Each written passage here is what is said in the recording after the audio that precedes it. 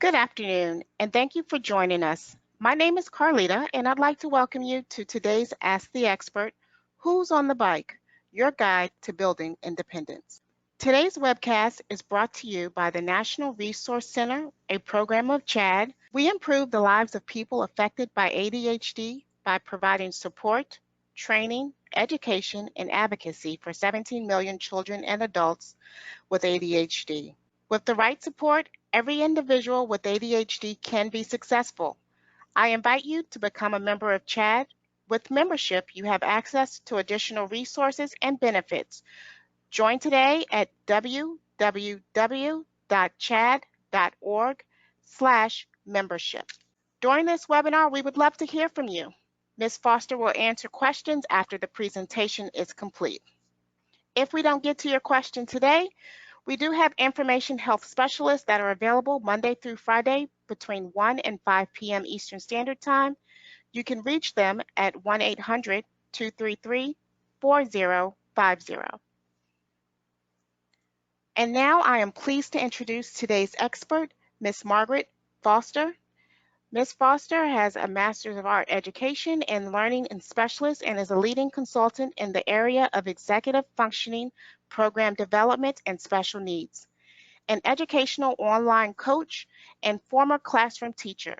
She is a speaker at international conferences such as the Council for Exceptional Children, CHAD, and Learning and the Brain. She has trained educators and school leaders around the globe. And now, without further ado, I'd like to welcome and introduce our speaker for today, Ms. Margaret Foster. So we're going to talk today about who's on the bike and how to move from instruction to independence, whether it's a student, a young adult, a child, someone you know and love. And I want to start by putting out this question that I get a lot, but from teachers and parents alike. And how many times have you heard, I told him what to do, I told her how to do it, I probably told her 5 times, I probably showed him 8 times, now he's on his own. There's nothing more I can do. And it's well-intentioned often, but it's out of frustration. What we're going to do today is look at how do you go from that instructional moment, from that demonstration from those reminders to actually having them perform on their own. We're going to look at learning how to ride a bike as sort of our metaphor or our example, but we're going to go into more detail with school type activities and requirements. If you have more of a home-based one, feel free to ask questions about that too. But I think you'll find that the things we'll talk about today generalize really well between school and home, whether it's homework or organizational strategies that students need. So we're going to look at very specifically executive functioning skills, and if that word has no meaning to you or you've heard it, you just don't quite know what it means, think generally about study skills or self-monitoring. And then we're going to talk briefly about reading and writing and the content areas. And when I say content areas, I'm talking about subjects in school like science and history, psychology. Those things are sort of content specific. So let's go to the biking example first, and I'm going to give you an example of what not to do. This is me. I don't look like this now, but after I did my first 50-mile ride a couple of years ago, this was the picture I took. And I was very proud of my performance. I was really amazed that I could do it because I'd never done anything like that before. So obviously I posted this on Facebook. I talked to my friends about it. I told them all about it. Some of them listened. Some who seemed interested or like very inspired by that.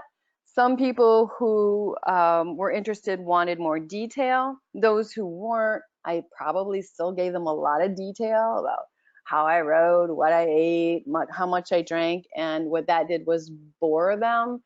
So I went from thinking I was sort of, inspiring to really boring people. So what you don't want to do is, go ahead and do great things and try to inspire people, that's fine. But don't assume that they're learning from that. The tricky part is some people will, but not all people will.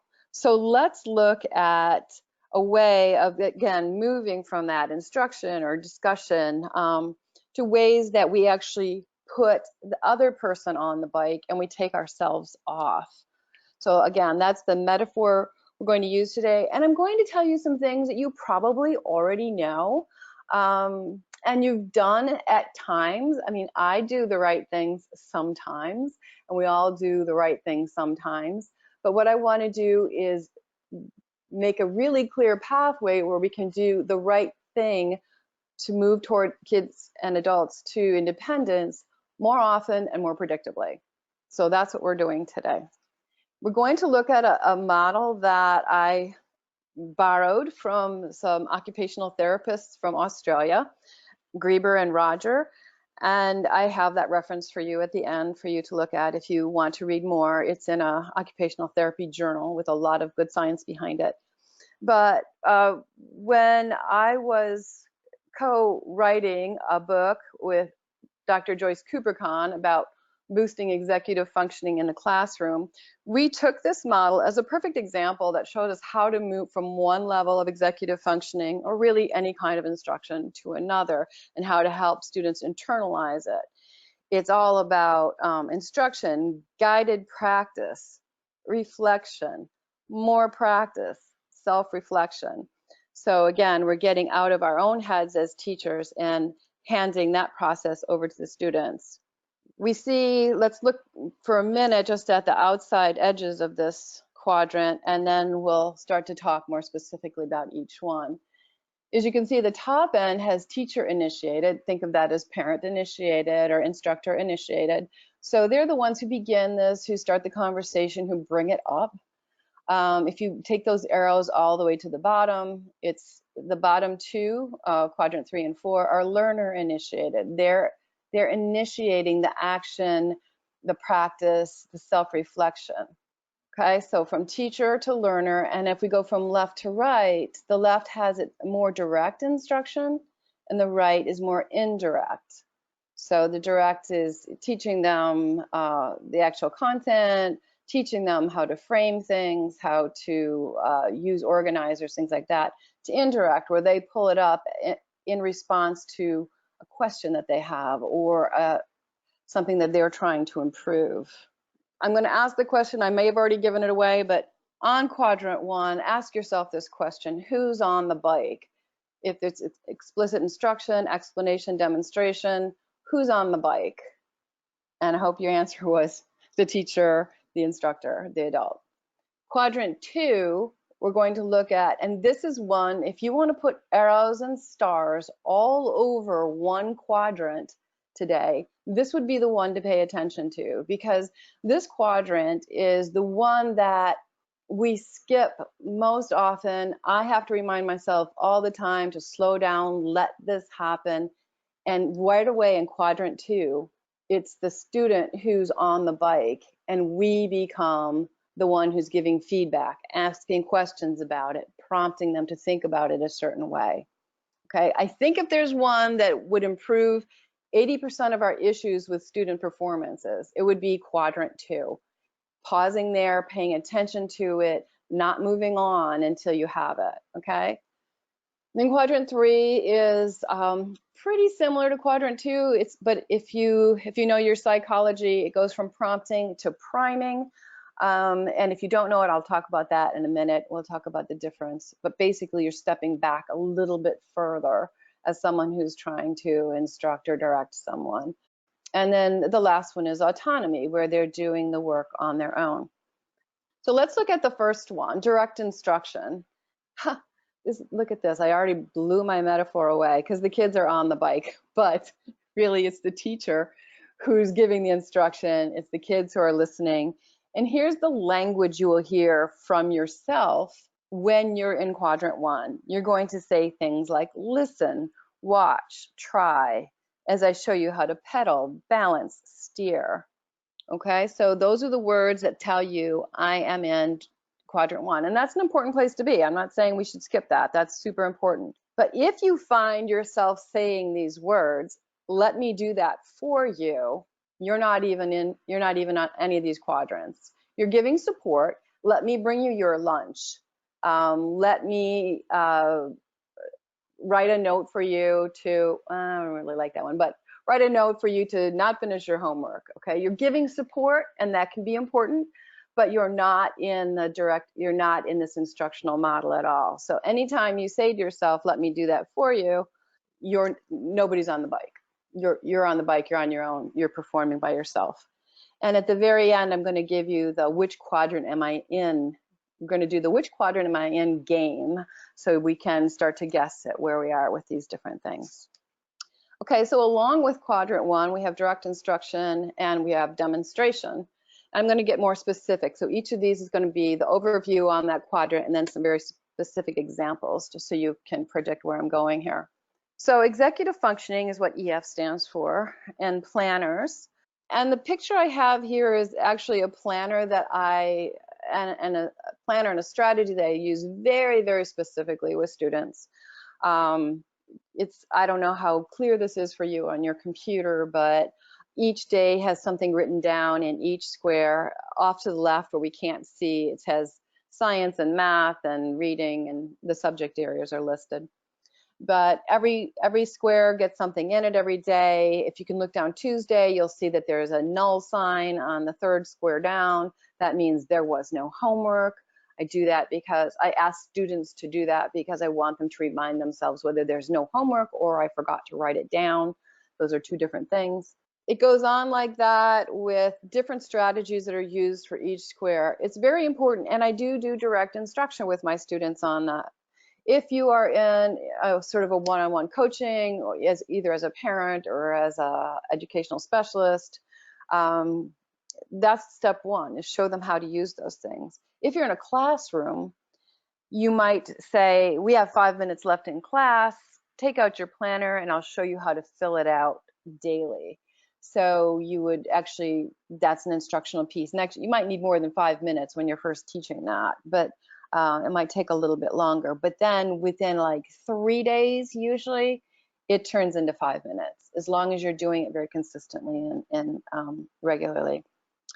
So in a content area, we're looking at facts and methods. Remember, content areas are things like science and history. So here's the history facts, here's the science facts. Maybe look at a chart of the scientific method together. That would be instruction and demonstration.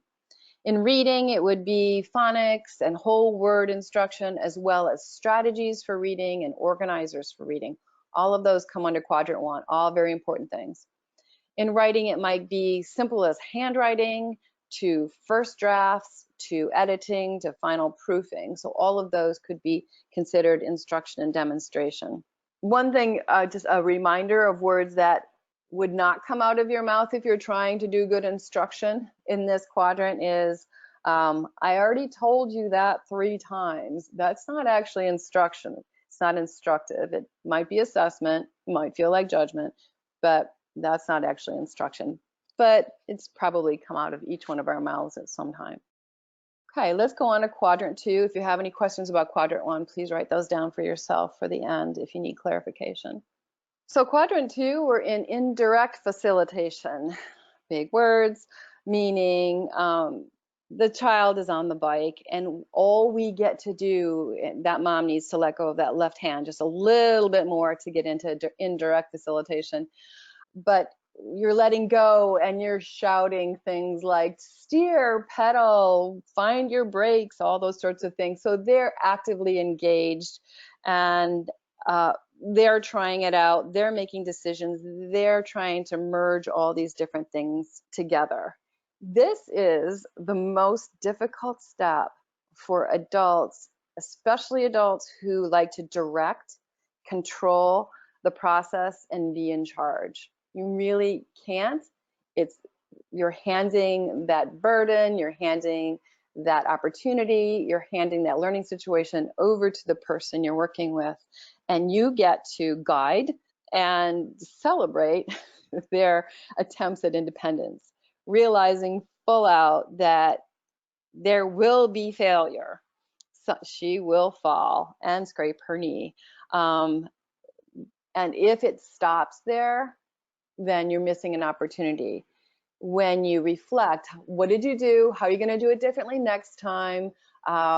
Let's try it again with guided reflection. That's a really important word, guided reflection. They'll get back on the bike and try it again. We've all had to do those things. Sample language that tells you that you're in quadrant 2. And if any of you have other ideas that you want to add, give me on these. I'm happy to hear them too at the end. Sample language would be, how will you, what should you do when, what will you use in order to, okay, so those are things, obviously they're guiding questions. That's not just have a good day, it's guiding and shaping it up a little bit.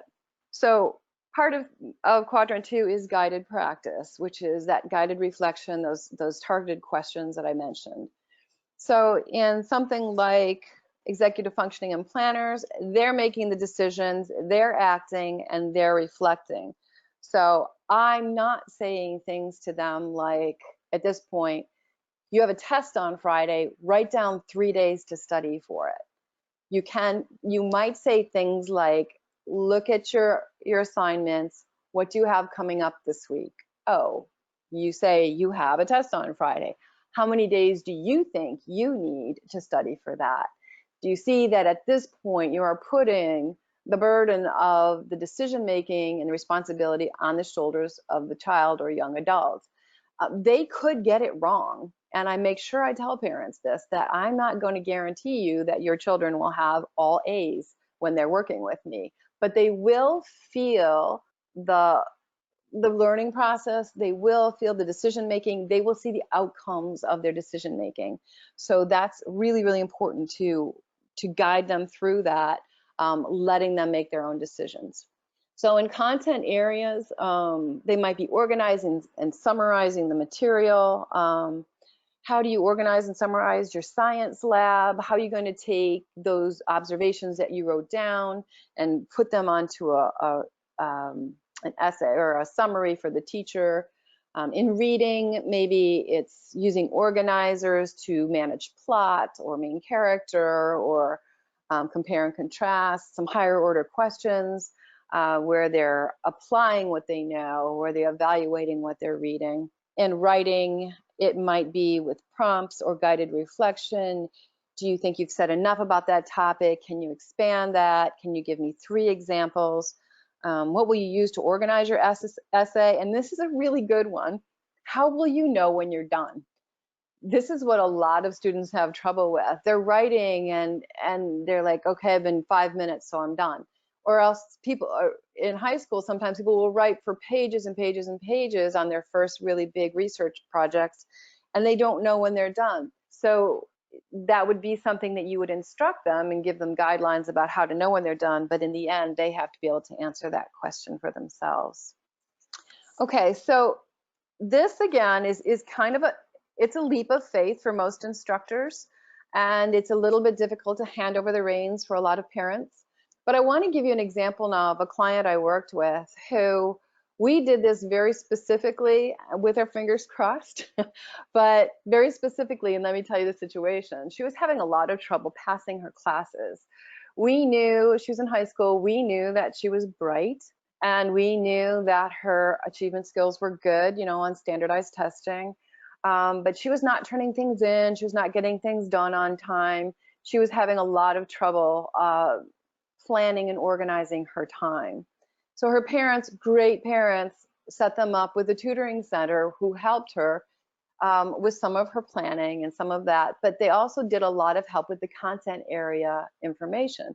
In other words, they were teaching her, reteaching her the science, reteaching her the history, whatever subjects. So you can see, I'm just talking about quadrant 1 right now. They were reteaching it to her. They were seeing her twice a week for an hour each time, and she wasn't doing any better. And everybody was feeling really upset and not sure what to do. She was getting therapy too. She had anxiety, depression, I don't remember which, one of those, and she was getting good therapy for that. And that could have been getting in her way, but her watching herself fail was also getting into her head and was making it really difficult for her. So the suggestion was, why don't we go from this tutoring center to academic coaching? which is doing a whole lot of what we just talked about in quadrant 2, a whole lot, like 90% of the time what you're doing is quadrant 2 stuff. And I'm not a therapist, but I'm guessing therapy ends up a lot in quadrant 2 too. So we went from that once a week for an hour. And it was, again, leap of faith, because everyone thought more is better, more instruction, more tutoring, more support is better. And we weren't just taking away support. We weren't just taking away hours. We were changing the quality of the time we were spending with her. So went to, again, just exactly what I described to you. Let's see your planner. Let's check your grades. What do you think about your grades? What would you do differently?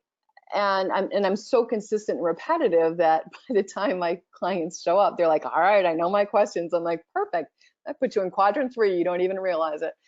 So we did that, and we did that for a month, an hour at a time. Maybe it was 6 weeks total, but at that point, I reduced her to 30 minutes a week, because what she was doing was turning in her work. We didn't need to teach it to her. She was smart enough, but she wasn't organizing her material. She wasn't organizing for a test. She wasn't predicting the times well.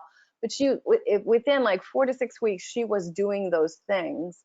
And when I see them doing that, and when I find that, my hour, I'm just sort of talking to myself at that point, that they don't really need me after I run through my questions, I go back to 30 minutes. And 30 minutes is pretty much a tap on the shoulder. Margaret's going to show up, she's going to ask you those questions, and you're going to have to answer them. And some students just do that for a short time, and some students then fade after that. But it was a pretty recent client. I've had other ones like that, but this was the most dramatic, of someone seriously going from 3 hours a week of specialized tutoring on top of teacher help to 1 hour a week of that quadrant 2 coaching on how she managed. And sometimes it was her executive skills, and sometimes it was her reading, and sometimes it was her writing we were talking about. But it was that it's being in that area that makes the big difference. So I've given you examples. Mine recently are as being a one-on-one academic coach, but I have been a classroom teacher as well. And I know some of you are classroom teachers or administrators, and some of you will be working with a student or a child or a young adult one-on-one. So what we have to look at is really good instruction that goes from quadrant 1 to quadrant 2, and we'll talk about 3 and 4 in just a minute. That will really address 80%, and it's a rough number, but 80% of the kids in the school or the whole class. Then you just have to count on the fact there are some with whatever level of instruction you're giving, if you're in a classroom, that it's just not going to tap everybody. Some people might have lost attention, or didn't hear instructions, or got confused. So you might have to do some small group instruction, and I'm just roughly saying 15%. And then at that point, there's still going to be people, because of those same reasons again, or more complexity of issues, still can't get it. You might have to do one-on-one, but you can still work within these quadrants, whether it's one-on-one, small group, or large class. And if you have questions, more questions about that, again, write those down and be sure to ask those at the end.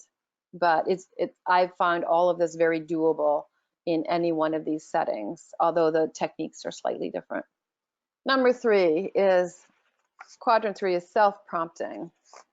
So self-prompting is where it's learner-initiated strategies around key points. So a student walks in the classroom, the teacher gives an assignment, and the learner says to themselves, I need to write that down.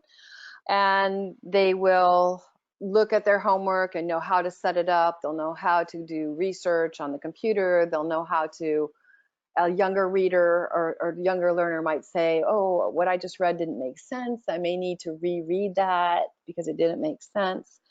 And as an adult, what we're going to do is, instead of prompting as much, we're going to let them self-prompt, but we might prime them. So that looks like this.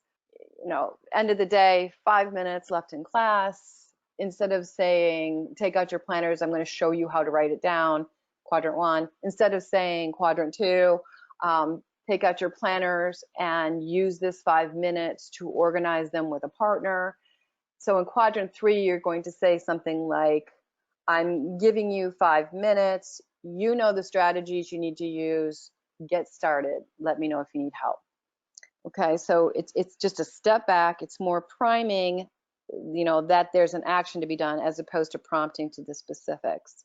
Again, in quadrant 3, it requires practice and failure and self-reflection.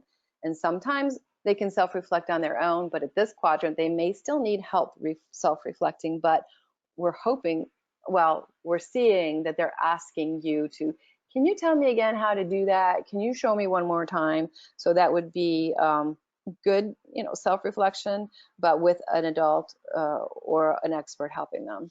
So this is where framing comes in as well in quadrant 3. In executive functioning, we're looking at self-instruction, verbal self-instruction. Those times when you're sitting by yourself going, all right, for me, it's cooking. I'm horrible at cooking. And I'll think, what do I need in order to get this done right? And I'll like, eggs, flour. And I literally say it out loud. So self-instruction, you get that.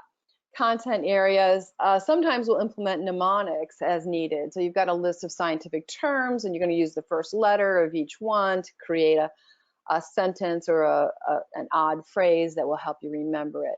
Some people do a lot with mnemonics in terms of learning, and I say don't. I say do it if you're in this quadrant and you just need a little trick to help you remember, but it doesn't really go towards deeper understanding. So I think it's a good strategy for remembering certain things, but I think it's limited.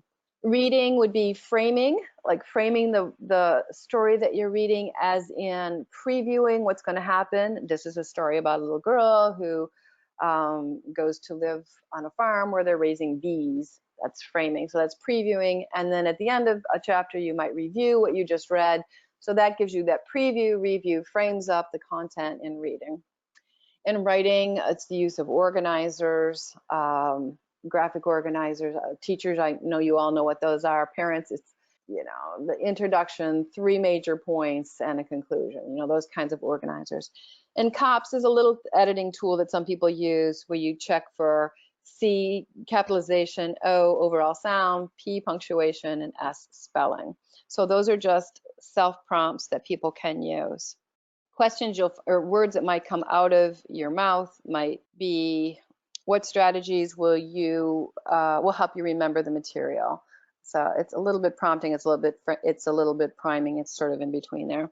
And again, at the end of class, at this point, you're saying, there's 5 minutes left in class. What will you do to prepare yourself for going home? You're not just saying it's 5 minutes left in class, free time. You're saying for going home. So that's the priming piece.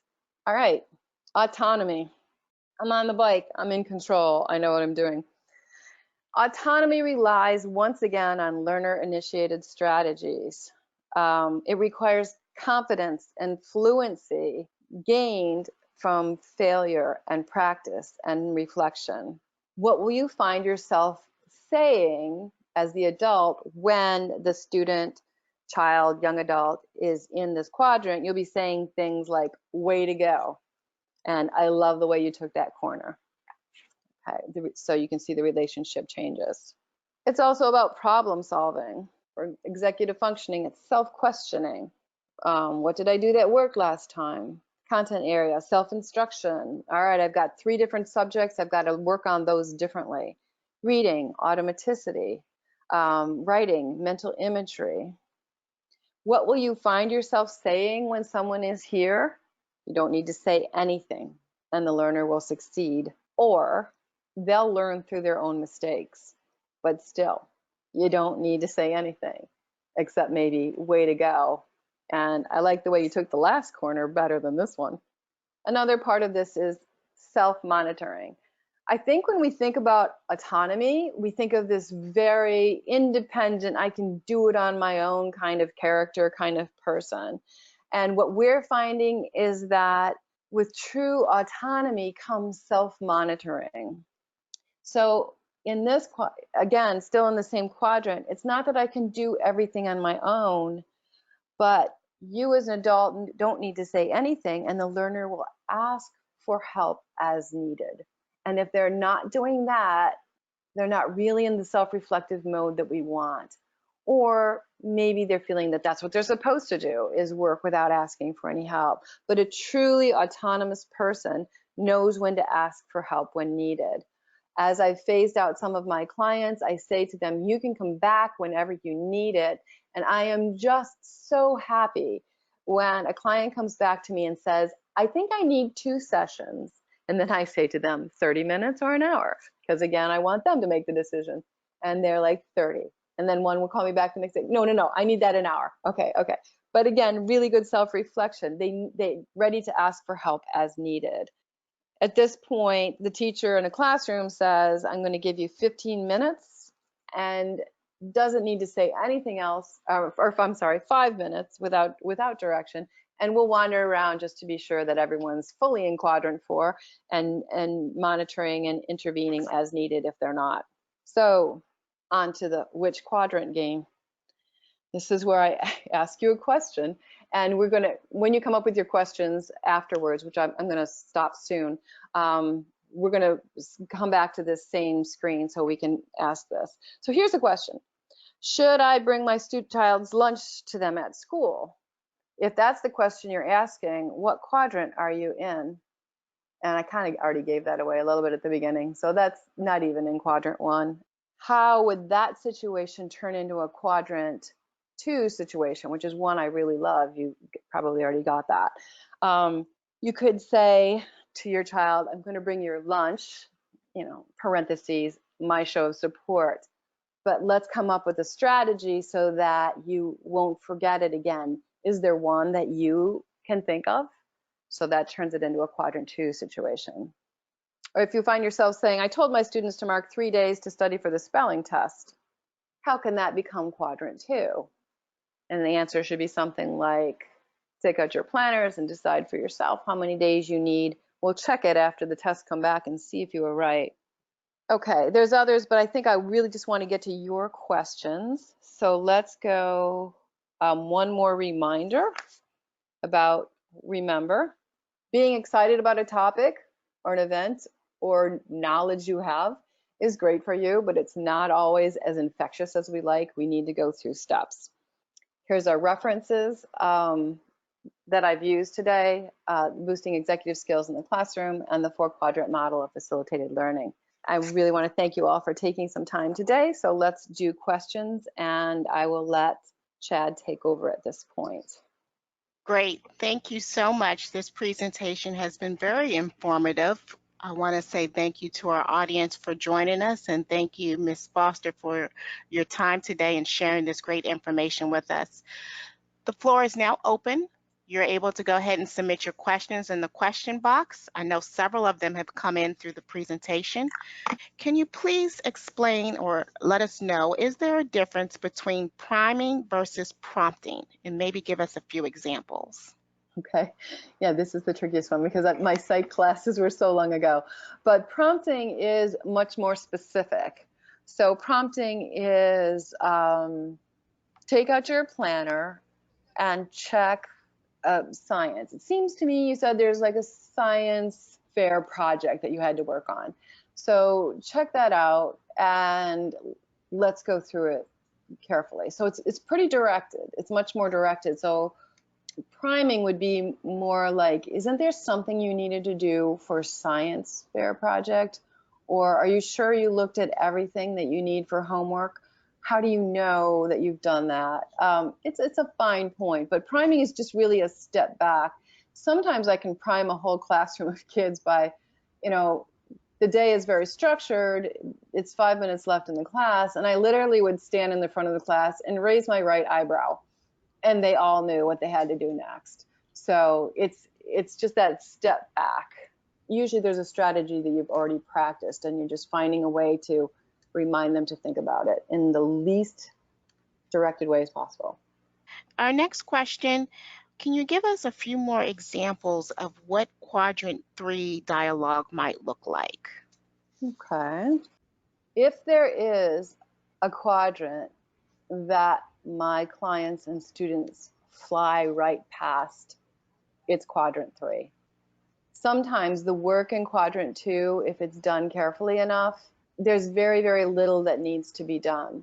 So in a science class, if a teacher were simply to set up a science lab, this is after practice and repetition, the kids come in, they see the science lab is set up, they know exactly where to go and what to do. So there's that sort of visual priming or that organizational prime that priming that's set up. In a homework situation, maybe it would be, prompting would be something like, let's go, it's time to do your homework. I've put some cookies and milk on the kitchen table. Why don't you join me there and we'll get started. You can tell me what you have and then go on and do your own. So priming might be just the cookies and the milk on the kitchen table. So it is really when you have already come up with strategies and repetition. Let me think of another class that might be useful. In reading, again, if the classroom there's a lot of consistency and repetition of strategies, kids know to take out the readers that they're going through, their books they're reading, do some reading, stop and answer questions, and then partner up with someone to answer the questions they don't know. That would all be taught and then practiced and prompted. And in priming, it would be, today's our day for peer work. It would just the simplest thing that says, set those gears in motion, you know what to do. How do you know where to start instruction? Is there an assessment, or what is the beginning, and then when do you know it's time to transition to the next quadrant? It's a great question. So how do you know where to start instruction? Yeah, so I'm a special educator, so my answer is always going to be assessment, but that's not always true in like a full class setting. But assessment can be something, like a pretest, or it could be something like looking carefully at the kinds of conversations you had in class the day before and assessing the kinds of answers they had. It could be looking at homework and see what they got right and wrong. So yeah, you can't always start with assessment, but generally in an ongoing way, assessment tells me what to do with instruction next. That said, I know that there are plenty of curriculums that tell you what you have to say next or do first and do second, in which case you would do some previewing. And I'm a big fan of previewing, where you just start a conversation with the class about that topic and see where they weigh in. Does anyone know anything about it? Do some people know tons of information? When you throw out the word photosynthesis, do you get blank stares? So previewing the topic always gives you an opportunity for assessment, and then you can go on to instruction. If it's something as simple well, not simple, but more specific, like reading, it's really, for me, it comes back to assessment, hearing them read, seeing how they answer questions. So how do you go from that to quadrant 2 is going to, let's use that reading example. Quadrant 1 has the lower order questions, so facts and details. When you get into, vocabulary might be a quadrant 1 thing, but when you get into main idea, I can't quite decide where I land, but I'm feeling quadrant 2 in terms of main idea. But definitely, if you're doing evaluation or a creative application or synthesizing, those higher order thinkings on Bloom's taxonomy, then you're into quadrant 2. So you're pressing their knowledge to be used a certain way, and available for prompts. In executive functioning, let me just think of a quick example. So again, with the planner, and it seems like I keep coming to the planner, like, why does she always talk about planners? But it is the beginning, the middle, and the end of everything I do, because it holds the intentions of what that student's trying to do and how they're interacting with the class and the teacher. So obviously quadrant 1 is showing them how to use it.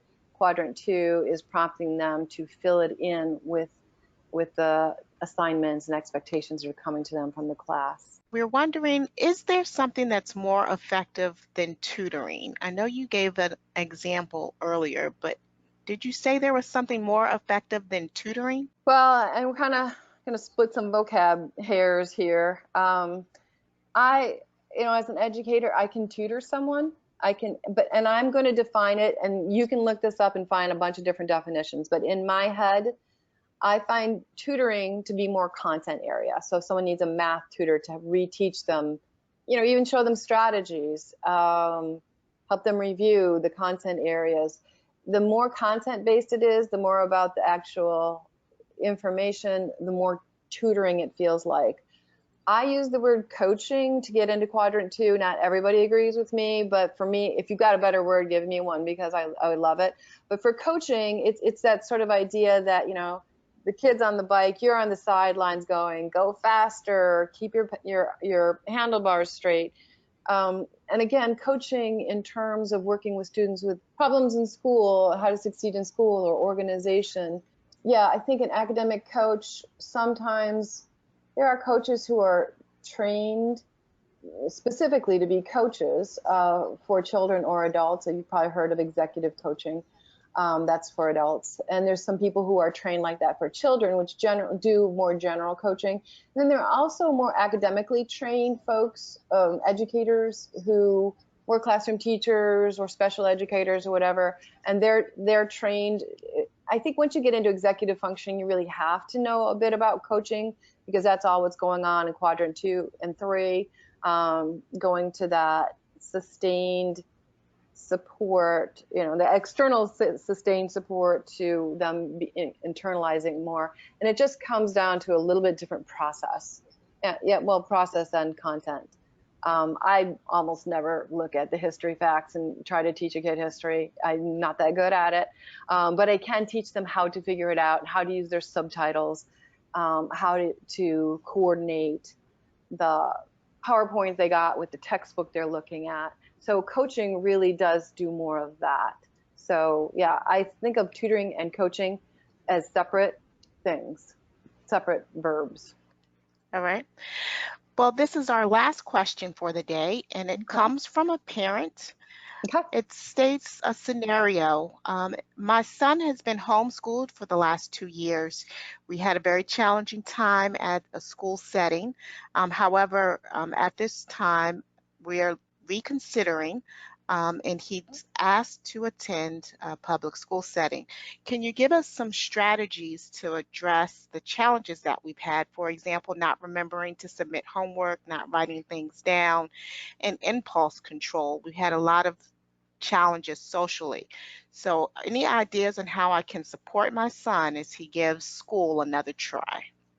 Okay, yeah, that's a really good question, and not uncommon actually. Uh, I think when you're in a homeschool situation, you have the opportunity to tailor everything. Well, not everything. You're probably using some kind of a curriculum, but you're tailoring a whole lot more to this child's learning style, their temperament, their energy levels, all of that.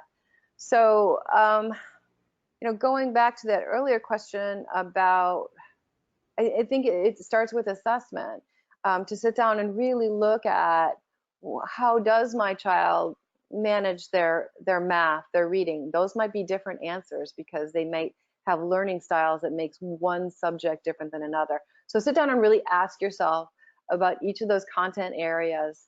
What do they bring to it? Where are they in the quadrants? Are they independent? Or they need a lot of instruction and a lot of work to get through quadrant 2 and 3?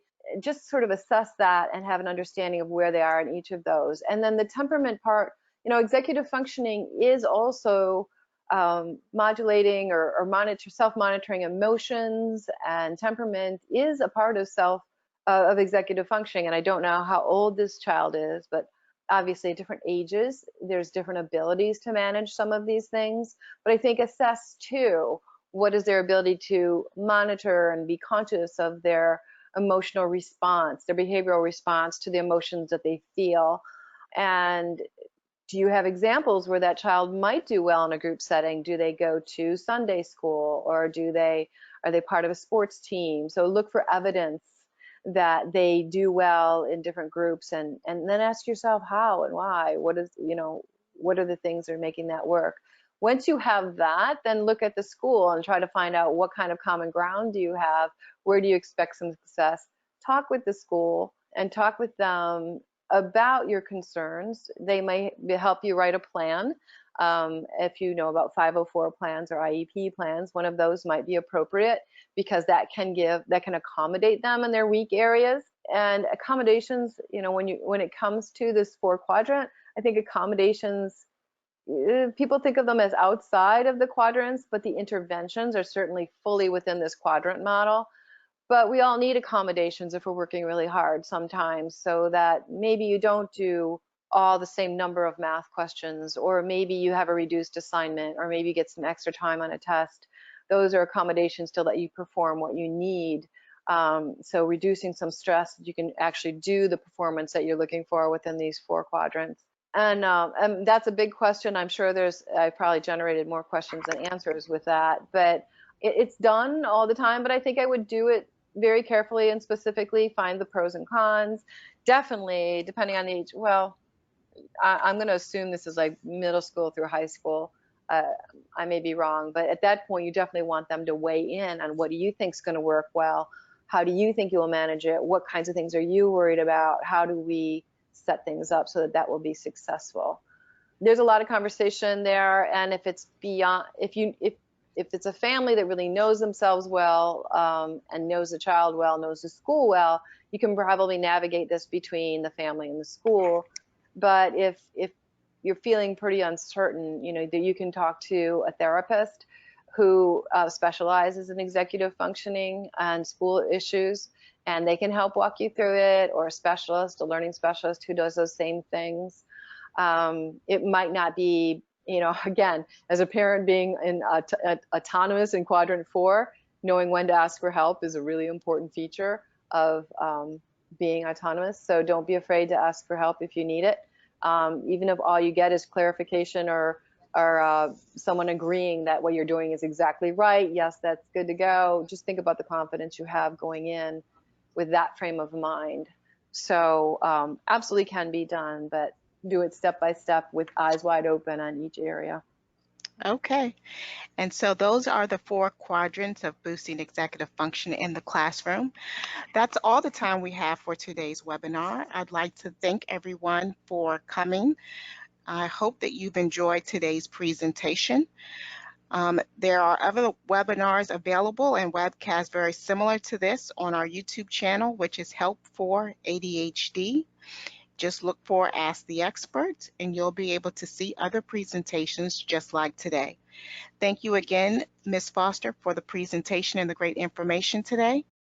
Thank you again to our attendees for joining us. This concludes today's presentation. Thank you.